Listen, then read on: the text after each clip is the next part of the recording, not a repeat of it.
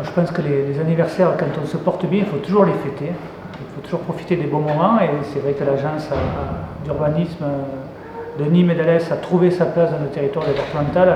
Elle a démontré son utilité et que sur les grandes questions de développement, d'aménagement du territoire, d'urbanisme, elle apporte une plus-value, à mon avis, grâce au fait que justement les acteurs se soient fédérés pour avoir un outil avec une ingénierie efficace est une bonne chose. Et donc c'est un anniversaire, je pense, heureux et c'est un outil important pour les acteurs, qu'ils soient agglomération ou même commune, pour se questionner parfois sur son développement, avec, tout le monde le sait, l'enjeu du développement durable. Il faut attirer, il faut accueillir, il faut créer des emplois, mais il faut aussi préserver notre environnement. Donc l'agence y contribue avec les outils dont elle dispose.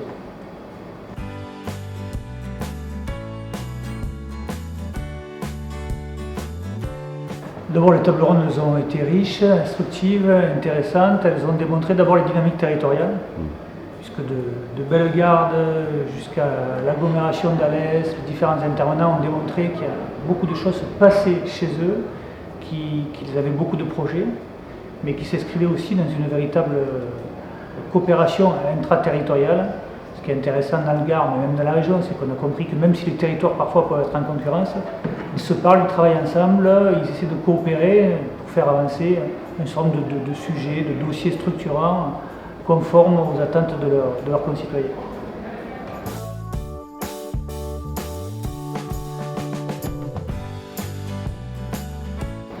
Il faut juste conforter ce qui existe déjà, c'est-à-dire des relations multiples, régulières, je pense positives, constructives, parce qu'on est dans une concertation permanente. J'ai évoqué tout à l'heure le schéma régional d'aménagement de la région, mais il a été co-construit avec les territoires, avec les SCOT, l'agence d'urbanisme y a contribué, les agglomérations y ont contribué. On fait en sorte de concerter, on a une assemblée des territoires pour que les territoires ruraux soient représentés. Puis nous, vous savez, on a un objectif, c'est de répondre aux aspirations de nos concitoyens et d'accompagner le développement de façon équilibrée, qu'on habite dans le Gard ou jusque dans le Gers, parce que les problématiques et la dynamique n'est pas forcément la même que dans les métropoles.